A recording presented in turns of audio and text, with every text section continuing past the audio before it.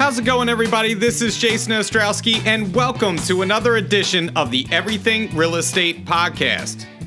I don't know about all of you, but I feel like I can literally feel the market changing underneath my feet every single day when I go to show houses, when I go to present offers, when I go out to listing appointments. Things just feel different right now, like we're headed into a market that we haven't been in for quite some time. And with that said, I think now more than ever, now more than the past, say, 2.5 years since the pandemic began, our negotiations are such a big part of what we do right now. And with that said, I wanted to bring on a guest who I truly respect and really have a lot of admiration for in terms of his negotiation prowess and what he can recommend to our agents and what we can do to help our negotiation strategy when we're presenting an offer, when we're going out on listing appointments. Whatever it may be, he is the man to talk to. He just thinks a little bit differently than the rest of us. His name is Mike Walker. Mike is a man of many talents. He's an entrepreneur. He's a speaker. He's a coach. He's a consultant. He's been on the real estate side of things. But most of all, I consider him to be a master negotiator. And today we're going to work on mastering your negotiation skills with Mike Walker. So let's get into it with Mike, and we're going to pick it up on the other side. All right, on the podcast today, I am so excited. I got to tell you, when I started this podcast, I just told him this, that when I started the podcast, I originally had him in my mind as my first guest, and it's taken a while to get him here, but we've done it today. His name is Mike Walker. Mike, man, I am so excited to have you here. How are you today? I'm doing great. Thank you so much, Jason. It's super exciting to be here. I mean, you and I have had a lot of interactions over the last 5-10 years, and I'm just excited to be on your podcast. So, yeah, the last time that we actually were physically kind of face-to-face talking to each other was probably like 6 or 7 years ago. Yeah. And I want to start out by telling the agents, you used to teach negotiation courses, and in my mind, they were the best continuing educational courses I've ever taken in my life. And what you taught in those courses stuck with me to this day. And we're going to touch upon some of them today. But the reason why I wanted to have you on, and I think it's important to have you on today, is that the market is changing. And negotiation is becoming more and more important in what we do every day, whether that is inspections coming back into play, whether that is price reductions and listing price negotiations when you're actually submitting an offer. All these things are more important today than they have been since the pandemic started because we are seeing that shift in the market.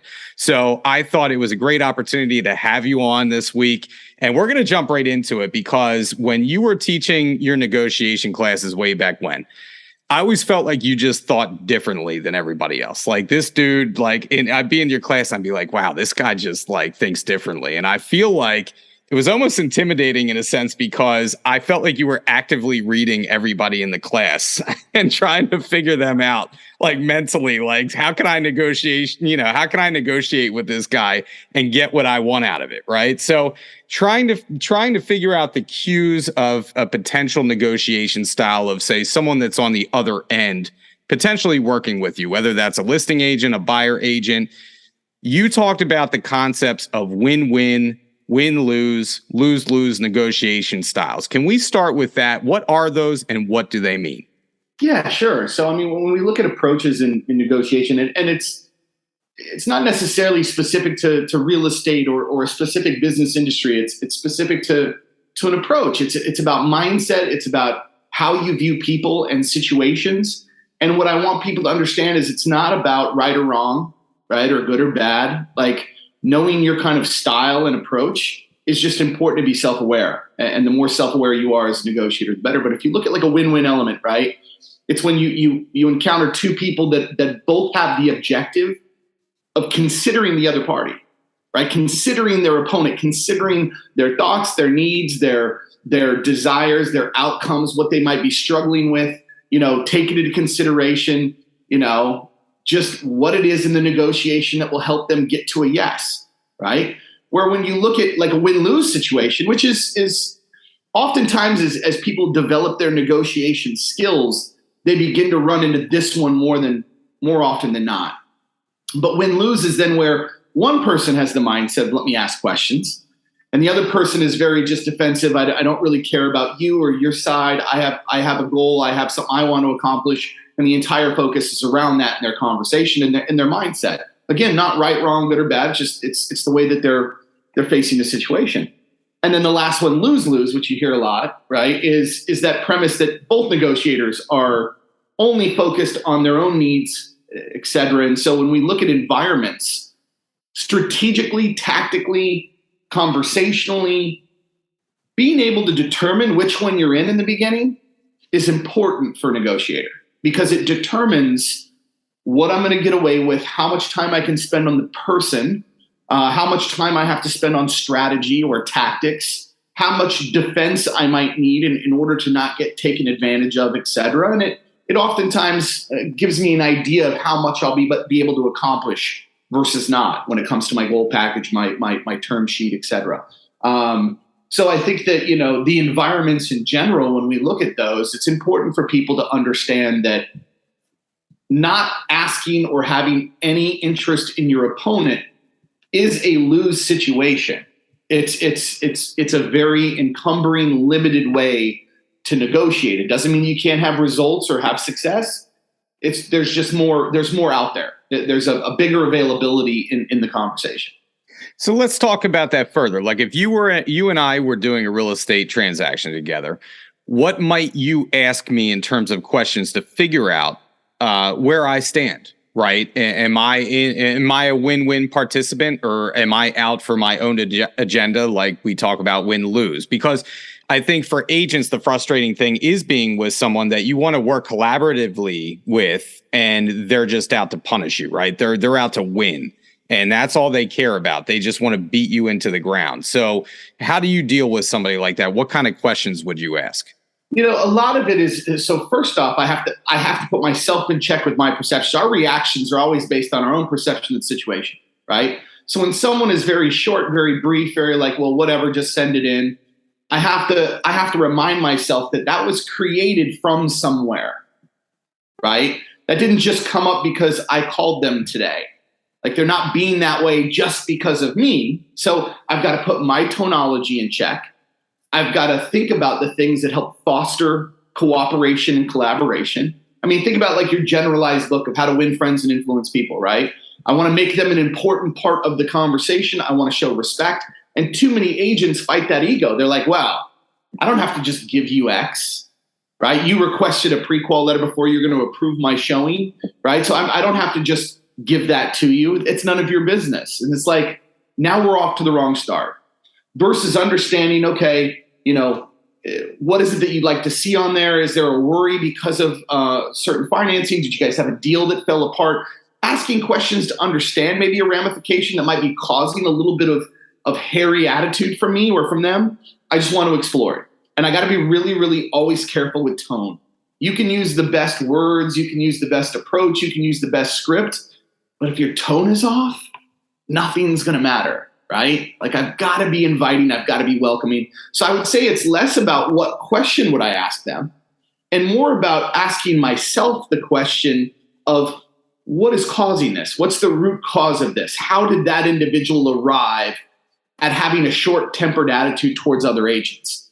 Because once I can have compassion, I'm less affected then by their tone. I'm less affected by the shortness, and it allows me to stay engaged and continue to then explore ways that we can do business together. And it may not be on that first call, right? That's the other thing that agents have to understand is that this takes time sometimes. If I'm calling to set the showing or checking availability, if I'm calling them the day of the showing or they're at the showing, or if I'm calling to give feedback after the showing, I'm exploring other options, there are multiple touches in which I have the opportunity to then kind of, again, build that relationship, ask more questions about them, make them an important part of this. That's an amazing answer. And it's so true because I do feel like I want to give deference to the other agent if I can, just to build that goodwill, right? And like you said, like you have to check your ego in an industry that is full of ego all the time. We're all a bunch of divas, right? To a point. And we have to let that go because ultimately our goal is to get our client to the settlement table, and to do it in a fashion that they're happy with and represent them. But at the same time, you want to work in tandem with the other agent to achieve your goals, right? You're both trying to get paid on this transaction. You're both trying to make it to the settlement table and do it with the least amount of problems as possible. And that only happens if you're working together on a transaction. So like you said, trying to figure out where they're coming from is a huge part of what we should be doing. So in this day and age of, submitting contracts, I know it's changing a little bit out there, but one thing that kind of constantly comes back in my mind is your kind of take on writing an agreement of sale and making your offer potentially stand out from other offers. If there's 10 offers on a property, how are you going to be the winner, right? How are you going to make your offer stand out? And he used to talk about, well, find that common ground, right? With the potential seller or the potential buyer. What are some techniques that you employ or you can kind of give our agents out there to help write maybe the most creative or best offer that they can possibly write? Yeah, no worries. And I think there's a little latitude in regards to the answer here, because there's really two kind of separate answers I would give. One is based on the fact that I was able to explore, gather information from my listing agent about the seller, about their situation, et cetera, that may allow me to advance a little bit more dialogue or find similarities, commonalities between my buyer, et cetera. But in a lot of multiple offer situations, many agents experience the fact they get nothing from the listing agent. The listing agent's terrified to share any information. And so then you're really just stuck with strategy. You're stuck with competitive tactic, and you're stuck with oftentimes having to find ways that you hope, they're guesses, right? That I hope are going to find an advantage. So first I've got to look at my weaknesses. Always we look at weaknesses, okay?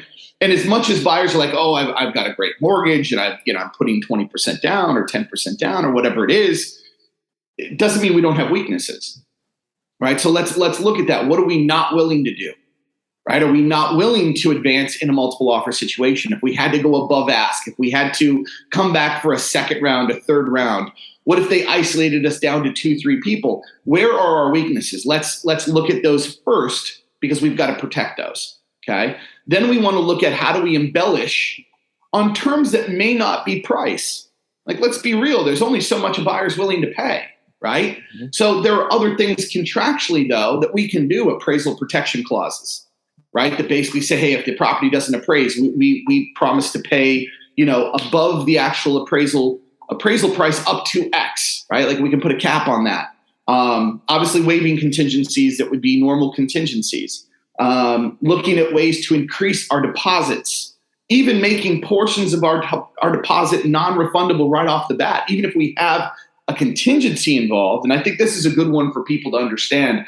Let's say I've got earnest money. That deposit could be 10%, it could be 5%, it could be $10,000, it could be a flat fee, whatever it is. Most of the time, if there's going to be any contingency, it doesn't matter what the number is. You could give me the entire purchase price in earnest money, but if there's a contingency that I'm able to walk away and keep that earnest money, it's fictitious. It means nothing. So making a portion, being like, hey, I want to keep my loan contingency, but we'll make 50% of our earnest deposit non-refundable from day one. Well, if I'm up against another loan that has a loan contingency, I've now promised that seller a 50% more powerful strength in my confidence of obtaining the loan than the other side. So it's just looking at the microwaves. Look at every term in your contract. And I want all agents to hear me on this. Look at every term in your contract. If you don't know what it means, if you don't know what it means to make that number smaller or larger or that date shorter or longer, you don't know how to use terms. You're stuck. You'll be very limited in your ability to embellish on a term sheet because you won't understand the value of decrease or increase that particular terminology. So I always look at, let's map out all the terms. Let's figure out which ones we can embellish. Why does this help the seller? Why would this hurt the seller? What are our weaknesses? And that's how I develop basically, in a multiple offer situation in a short 2 minutes. That's normally how I approach it. You know what? I just remember when you were teaching your class, I was like, I would hate to go against this guy. I'm so the best way to get to the end, and I'll just say this now, it's like, here's the curtain. Here's the wizard is a human, right? It's not, guys, it's just conversation. Mm-hmm. The more you talk, the more things come out, the better things are. And rarely, Jason, do I have to really go to strategy. Because if we can do this right here, if we can just talk, everything we need to know from both sides is there. Yeah, it boggles my mind when, and I've mentioned this before, that, I'll have a listing, I'll get, in the height of the market, you'll get, 10 offers. All of a sudden, the 11th one will come in at 1 a.m., never reached out to me, never had a conversation. I don't know who this agent is. And it just drives me insane. Like, you didn't pick up a phone and just call me, or even shoot me a text to just say, hey, I just submitted an offer. Please let me know that you received it. At a bare minimum, reach out to me in some form or fashion and let me know. You have zero shot of getting that house, unless, you're just completely blown away by a cash offer. But let's talk about that situation, because I think this is something where, again, we're all about perception. Right? We're all about, our reality is literally 100% made of our perception, which makes it a very false reality if you think about it, right? Most agents would spike that person. Like, you didn't even call me and pick up the phone. You missed the deadline. Instead of being like, okay, again, what caused this? Mm-hmm. Were they sick? Were they injured? Is this their first transaction? Were they just terrified to pick up the phone? Did they get screamed at the last time, right? Did they get a call at midnight from an owner that said, I need to get this offer in right now? What contributed to this? And so I'm calling the next day the same way I'd call you if you would have gotten it at 9 a.m. and called me prior. I'm calling them like, hey, thank you. Thank you for the offer at 1 a.m. You and I didn't speak, so I want to follow up before I present everything to my owner at a.m. this morning, right? Or before I present your offer in addition. Let's have a conversation. But neutrality is the most difficult thing for negotiators. When you look at top-rated negotiators, the difference isn't their strategies. It's not like their ability to ask cool, fun questions or put leverage or twist your arm. It's literally their ability to not judge.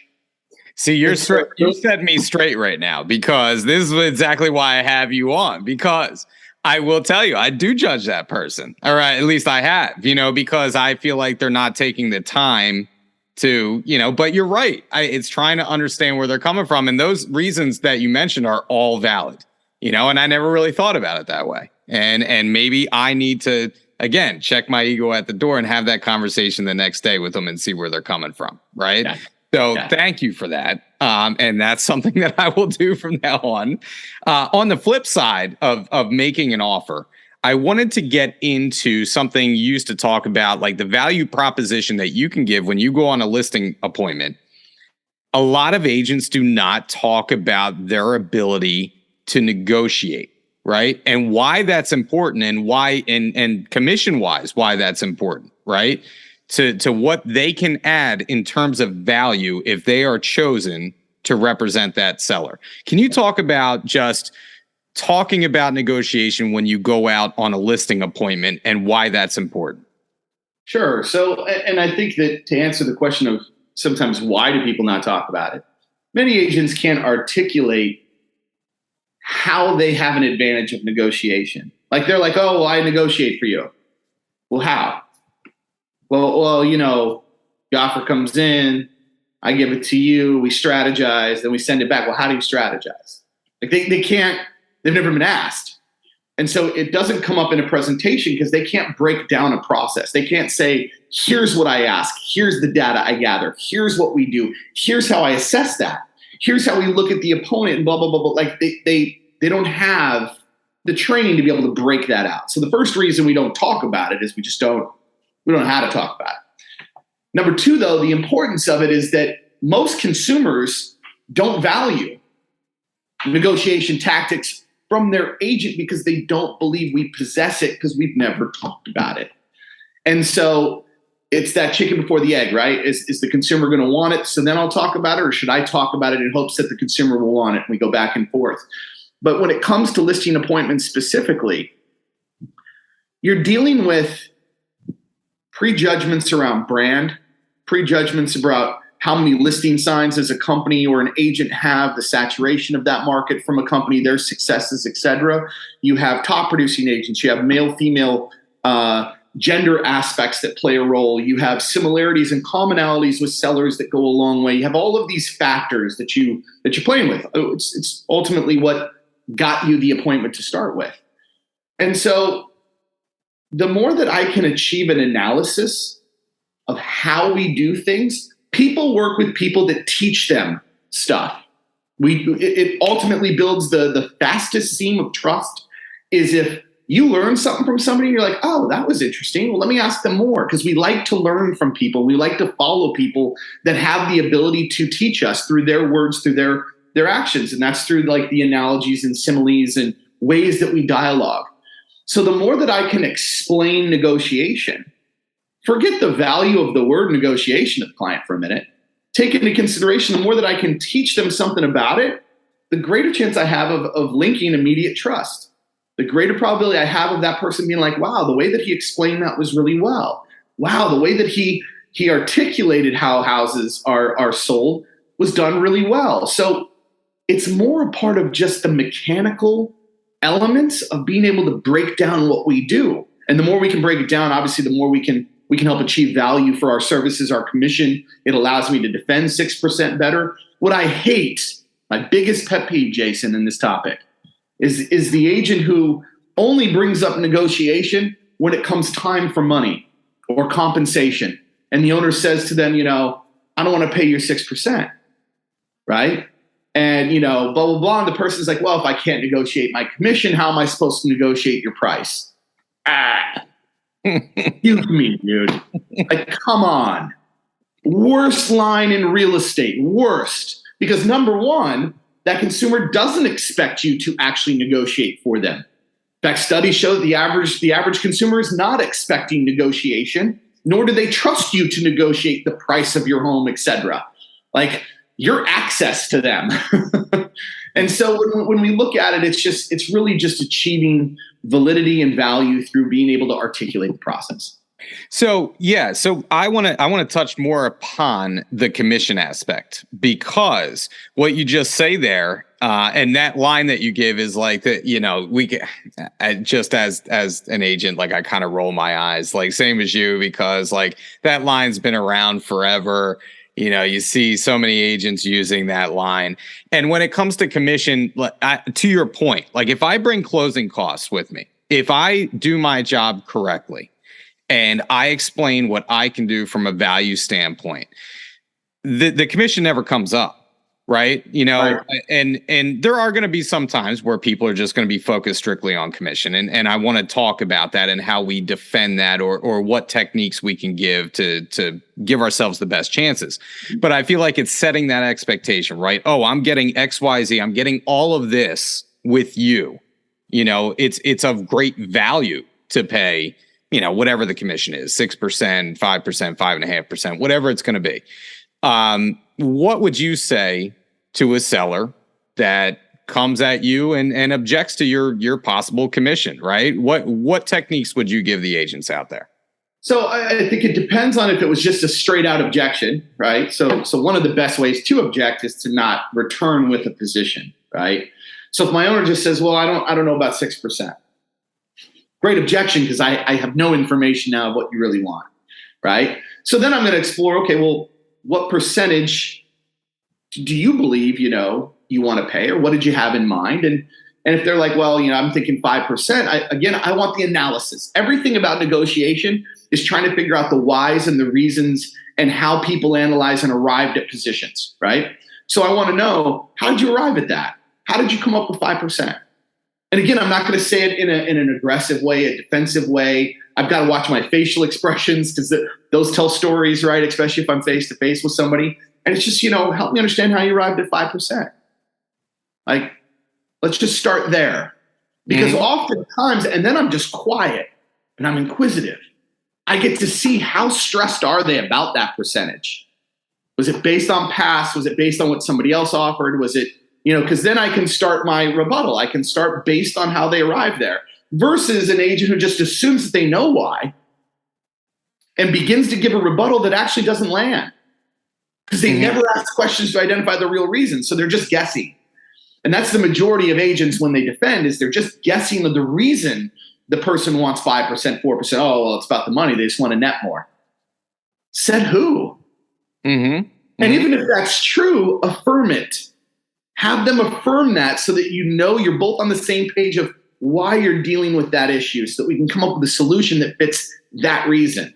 Okay? So the very first thing is inquisitive. The next thing, though, is ask yourself the question, and this is for any negotiation in life, any term, forget just commission, anything, is ask yourself this question: what would it take to say yes to that request? What would it take to say yes? Everybody immediately starts to strategize. How can I get you to change your mind? Well, what would it take? What would I want in exchange, right, to say yes to this?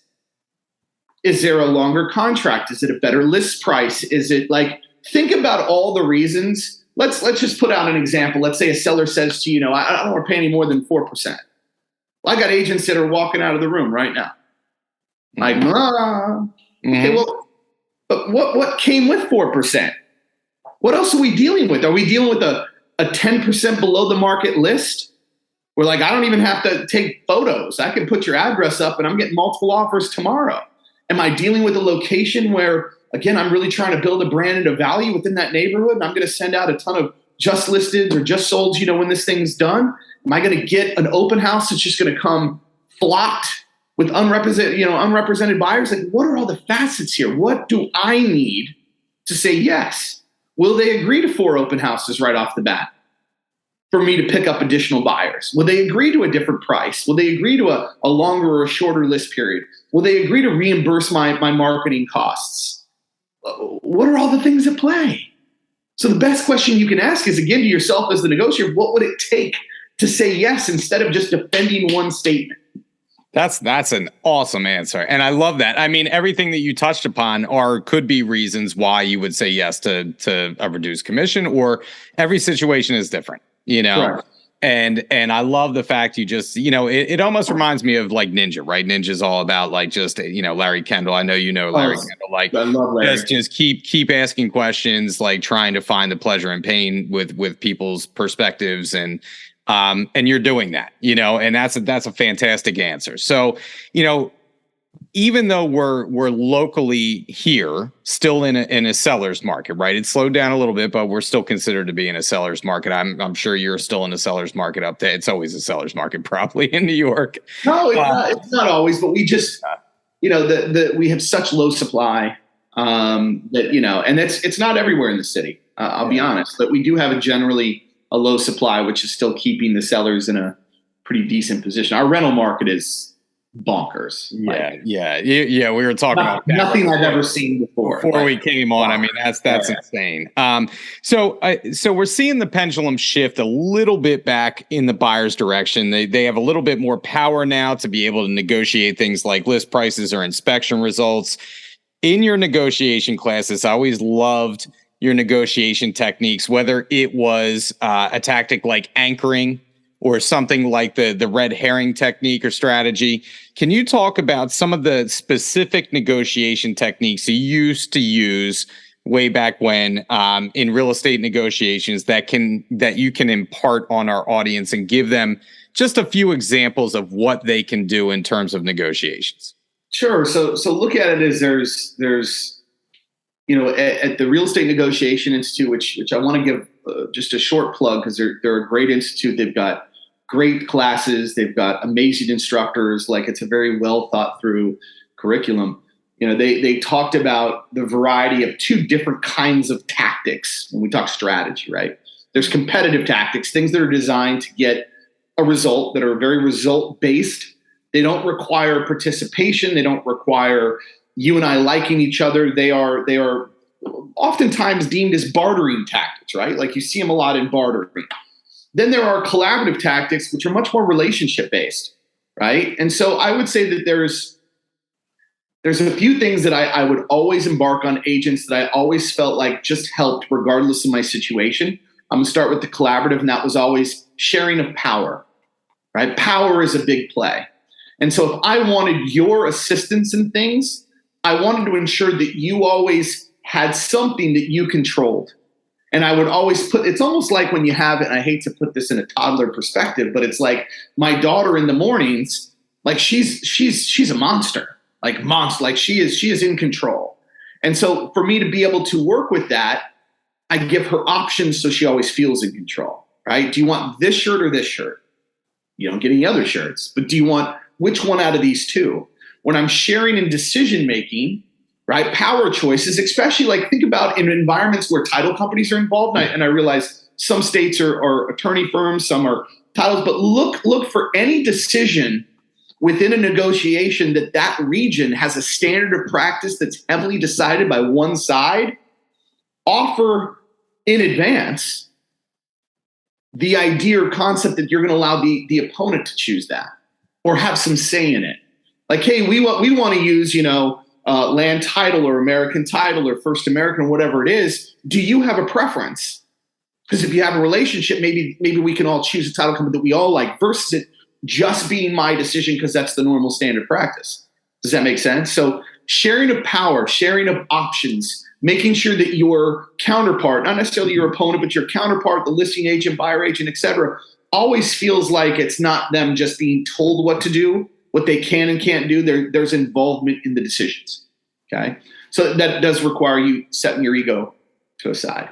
The other I would say is the reverse offer. And I think it's something that I've always taught. I think it's one of the most underused aspects of residential real estate. Okay. It's done in commercial real estate much more frequently, but that is the facet that for some reason we like to think that the only party that can initiate the very first offer on a property is a buyer's agent or a buyer. Like, where did that come from? Like, sellers feel like they're sitting ducks. Like, they feel like their hands are tied. Like, we've gotten 15 showings. There's been lots of good feedback. We have no offers. Like, what are we going to do? And the listing agent's pulling their hair out. Like, I don't know. Right? It's going to come. It's going to happen. We're trying to encourage people without making you sound desperate, et cetera. Right? So there are three situations, at least two, that I can really think of that really warrant a reverse offer. Right? Number one is when you've had a lot of showings and there's been no offers. Okay? What I need agents to hear is that you do not need to reduce the price of your listing to make a reverse offer and for it to be effective. Okay, so a reverse offer, what is it? It's merely the seller making the first initial offer on property. So buyer came to the showing, they're like, hey, this looks great, we're not sure, or we've got a few others to look at, et cetera. And so it's the seller and the listing agent putting together in writing, right, an offer on property. And as long as it's written, the buyer's agent is obligated, just like a listing agent is, to present that offer to their client. So it's you sending over an offer. And, I would look for something that they don't know. Like, maybe if I'm not reducing price, I'm opening it to the point of a loan contingency or an inspection contingency or a lower than normal earnest deposit or something of that nature. And keep in mind, this is private. So this isn't being marketed on the MLS. No one else knows that that's something that we've offered a single party. But the whole purpose of a reverse offer is not for it to be accepted. It's not. That's not the purpose of the tactic. The purpose is to get negotiations started. It's to get a response from that buyer, right? So when you've had a lot of showings and no offers, great opportunity to think and consider a reverse offer. The other time it's a great opportunity to do a reverse offer is when you are about to do a price reduction. So like, you've been on the market for 60 days. You know it. I know it. Showings have slowed. It's time to reduce the price. Before you do it, let's try a reverse offer. This will also, guys, help with your negotiation and getting a price reduction with the seller because it gives them real evidence, right? Think about the normal complaint of the seller. You go to them, hey, Mr. and Mrs. Seller, it's time to reduce the price. They're thinking, here's just my listing agent again, just trying to sell the house, just trying to get a quick commission. Don't care about us. Like, they're just asking to change the price, click the button on the MLS, and their job is done. So I'm going to show you that I can do some work. Right. So I'm going to say, listen, I think that the evidence shows us that we need to do a price reduction. That's what I think. But because I don't want you to feel negative about it, let's say I'm listed at 800,000. I think we need to be at 750. Let's try a reverse offer to the last 2 or 3 parties that had really good feedback at 775. 775, right? I think we need to be at 750, but this still gives you an advantage. It's private, still shows 800 on the marketplace. So let's go 775 to these 3 buyers. And I'm going to do them one at a time, right? Not to create confusion. 775, reverse offer, great dialogue with the agent. My seller would like to make a reverse offer for 775,000 with these terms, etc. If your buyer is interested, I'd love to see a counter. We'd love to get you involved. And if I get 3 no's from buyers that gave good feedback, then it's not a hunch anymore. Guys, I have real evidence that not only did 800 not bring them to the table, but we reduced it to 775, made reverse offers, which were private, and that didn't bring them to the table either, which tells me that we are not in the right buyer public. We need a different kind of buyer. And it helps with our discussions then with the seller to get them to reduce. And sometimes it generates, and I've seen this generate a deal. In fact, recently I've seen that generate a transaction that closed, and it actually netted the seller higher than what it would have netted them if they had to reduce it down to that number. I love that, man. I love when you talk about the reverse offers, and we don't see them, down here. I don't think I've ever see them anywhere. Yeah. I was going to say, I don't think I've ever gotten one, but I've certainly talked with my people about them. I actually, after taking your classes, I've done it a couple times. Now it didn't pan out, but like you said, it's about getting the ball rolling. It's about seeing where you can get things to go, right? That you can still save them dollars and cents. You talk about reducing the price. Maybe we make a reverse offer of a little bit higher. And you said it proves that you're doing something. It proves that you're doing your job. Because I think that's the worst feeling in the world when you're a listing agent and it's just, the home is sitting on the market. It's kind of languishing. And you're like, what am I going to do? What am I going to do? Outside of a price reduction, what are we going to do to get this home sold? That's a great answer. That is a great answer. And I'll tell you the other aspect of it, even if you never deploy it, talking about it at a listing presentation, talk about no one else being able to compete with that dialogue. Like a seller will say, well, how do you negotiate on my behalf? Well, one of the things we can do is X. Let's look at the reverse offer as a strategy or tactic. Every seller has experienced or heard of, right, the seller who just sits there and waits and has probably some experience of that emotion or that feeling about, why is my house selling? Why is nobody coming, right? Like sometimes the reverse offer turns into something, sometimes it doesn't. It's not about, it being bulletproof or it being perfect, but it's something that agents need to be aware of because, again, it's one of those elements where we go, oh, I didn't even realize you can make an offer as a seller because we're so guided within this tunnel of this is how real estate works.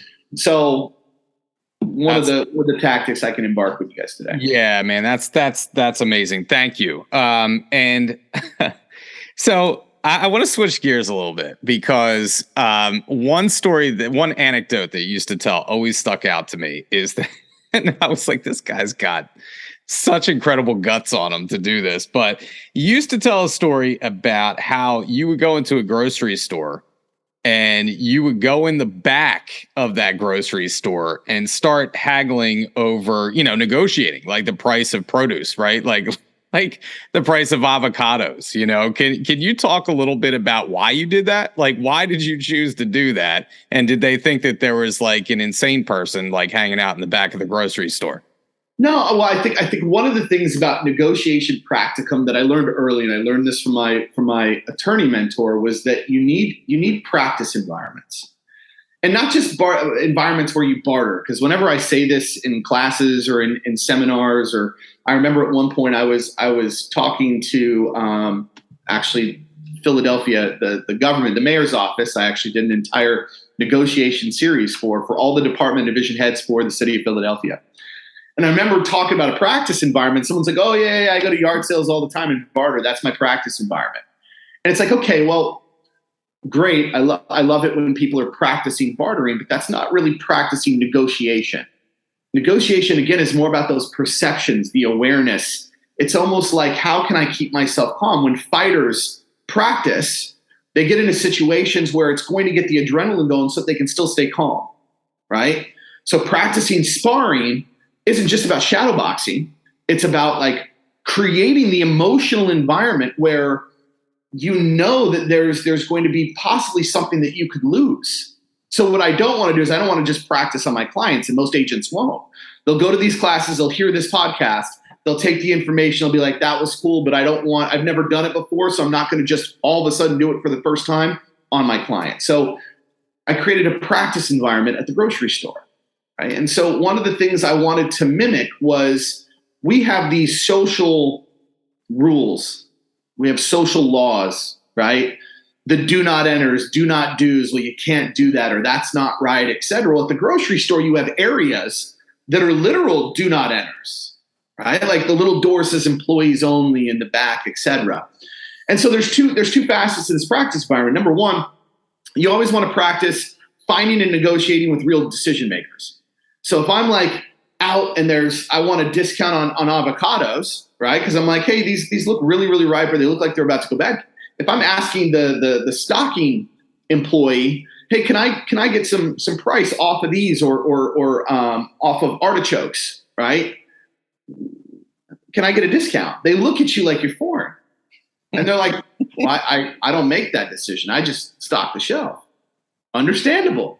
Well, who does make that decision? Oh, well, our produce manager. Where is the produce manager? Oh, he's in the back. Okay, so I'm going to go back there. And I'm going to go through those doors because then immediately it creates that emotion. I'm not supposed to be here. I can feel it every time I do it. My adrenaline starts to go. You get a little cold. In fact, you're kind of like, and it's not because it's cold back there. It's because you just got cold because your adrenaline's going. And it's to see, okay, can I calm myself down? Can I still ask questions? Can I be convincing? Can I be the type of tone and person that elicits response? Because people are going to be like, what are you doing back here, sir? Right? And so I want to be like, hey, this is what I'm trying to accomplish.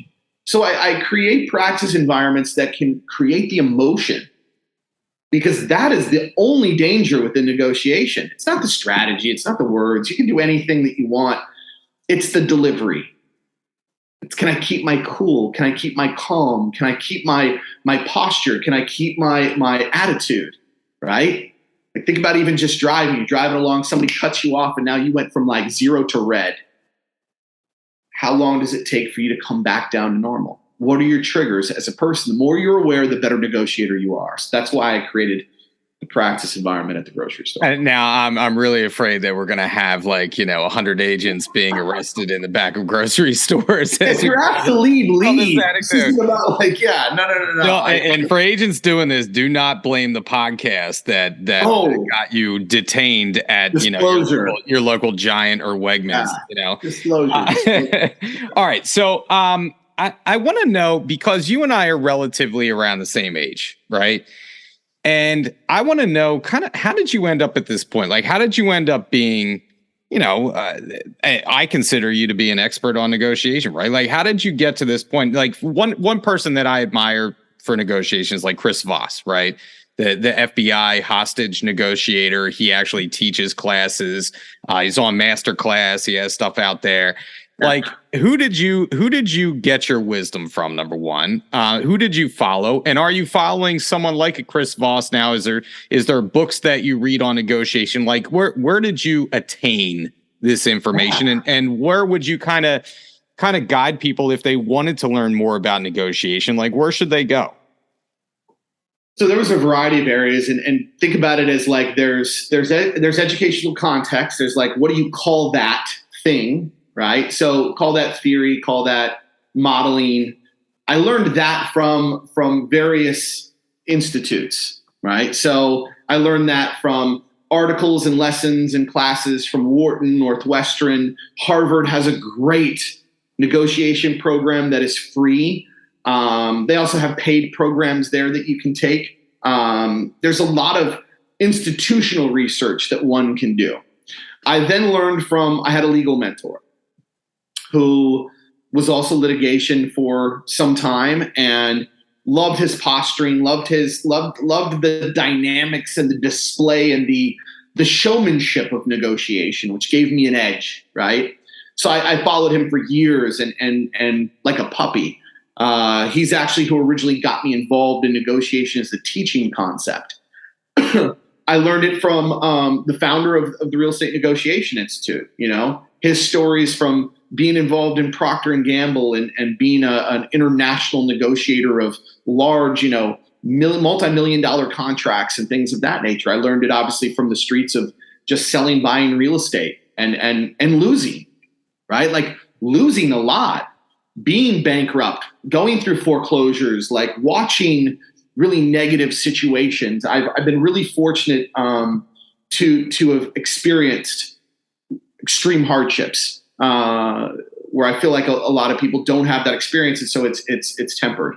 But I would say that there's also an entire line of personal development and personal growth, and whether you call them the Landmark series or the Momentums in New York or the size seminars on the West Coast or whatever it is, like if you're not aware, it won't matter what you get taught. It literally won't. Like you and I could sit here and give every attribute of negotiation that's successful for people, but if you're not aware of who you are and what you do and when you do it, and what causes your trigger and how can you come down, it won't matter because you won't have influence over other people. You'll either bulldoze or you will completely be the opposite. You'll be one way or the other. Being in the middle requires awareness, and it requires emotional intelligence, and it requires all those new ooey gooey woo wow type concepts that people, kind of snickered at for decades. But I dove into that. I've been involved in those worlds and doing work on me for 15 years.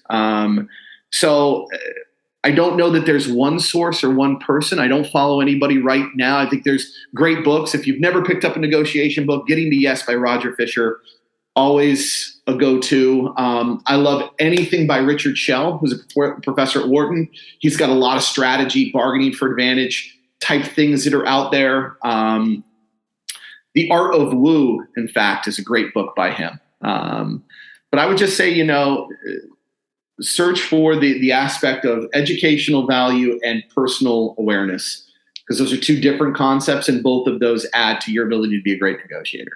Love it, Mike. I love it. All right. So one last question I got for you before we get out of here. What do you think is the number one thing agents should employ to negotiate successfully? And I think I know what you're going to say, but I want to hear what you have to say about it. Some form of planning. Like your pregame, right? So whether you call it setting pre-expectations with the client, gosh, how far does that go? Like it's when you sit down with a buyer and you're like, hey, here are some things that you're going to experience over the next 30, 60, 90 days. You really set the framework of what can happen at showings, anything that can cause emotional distress. Even just doing that alone puts you in such a good position to earn the trust, to be the control pattern, to be able to dialogue. So having a pregame, right? Setting pre-expectations for people, pre-planning out like my actual mapping of negotiation, instituting something where you're taking notes about people, phone calls, etc. Any of that will up your game substantially over your opponents. Substantially. That's awesome, man. I was excited to have you on. I feel like we ran a little bit long, but that's because you have such great information, man. And I want to give you a plug before we get out of here. So where can people find you online? If they want to connect with you, interact with you, where can they find you? Yeah, so I've got an Instagram handle. It's at the Coach Mike on Instagram. That's where I put up a lot of content. I'm going to be putting together more negotiation series as we get towards the end of the year. I really like to work in the group coaching formats. I do a lot of individual one-on-one kind of work. And so, reach out on Instagram. It's honestly the easiest way to network with me, to talk with me, to DM me. Again, it's at the Coach Mike on Instagram. And that's it. One of these days, we're going to see each other again in person, but it's just good to see you over Zoom. Great to catch up with you today. And thanks, man. Thank you for your time. Awesome. Thank you for having me, Jason. Great hearing from you. You got it. Talk to you soon. All right. That was this week's interview with Mike Walker. I hope you enjoyed listening to Mike talking about the topic of negotiation as much as I did. Here are a couple of takeaways that I had in my conversation with Mike. Number one, so much of negotiation, whether it be with a client, whether it be with another agent, is just understanding where they're coming from and asking the right questions. Mike repeats during the podcast interview about how important it is to just keep asking questions, to try and find out where people are coming from so we can relate, find out what they want, and then form a strategy on where to go from there. So number one, make sure that you're listening to whoever it is you're trying to negotiate with first. Check your ego at the door and always remain curious. Whenever you're having a conversation with someone, always strive to try and find out as much information as you can so we can negotiate properly. Number two, Mike mentions in a very small segment of the interview, but I think it's very, very important that in order to negotiate properly and use the terms of our agreement of sale, you need to know the agreement of sale inside and out, right? If there's a line in there, a section of the agreement that you don't understand, that you can use to your advantage while you're negotiating with another agent, you need to go back into the agreement of sale and know the agreement line by line in order to take full advantage of negotiating for your client. I think that's incredibly important. I think that's sound advice, and Mike mentions that in the podcast interview today. And last but not least, I do want to mention a very specific strategy or tactic that you can use in order to get a home sold, specifically on the listing side. We often do not think about what Mike refers to as a reverse offer. Reverse offers are, if you have a listing that you've had some showings on, there is some interest, maybe not enough for a buyer to pull the trigger on. Maybe you want to approach that person with an offer from the seller. Do it in reverse. Go back and talk to a potential buyer that has some interest and maybe negotiate from the seller to buyer instead of buyer to seller. You never know where it may lead to. Number one, it may get the ball rolling on negotiations with a buyer that you thought you were not going to be able to sell the home to, number one. Number two, it may save your seller a lot of dollars and cents because maybe you're negotiating XYZ instead of reducing the price by XYZ. You may save them some money in the process. And number three, it proves to the seller that you are working hard on their behalf to come up with a creative solution to get their property sold. So reverse offers, think about it the next time that you have a listing, and it may just work out for you and your seller. Well, that's it for the podcast this week. We will be back in another couple of weeks with a new topic, a new guest, and as always, if you want to hear something we haven't covered yet, please reach out to me, jason.ostrowski@foxroach.com. And if you haven't subscribed to the podcast yet or left us a review, please do so. It helps us to reach more people. Once again, this is Jason Ostrowski saying stay safe out there, stay selling, and we'll catch you on the next episode of the Everything Real Estate Podcast.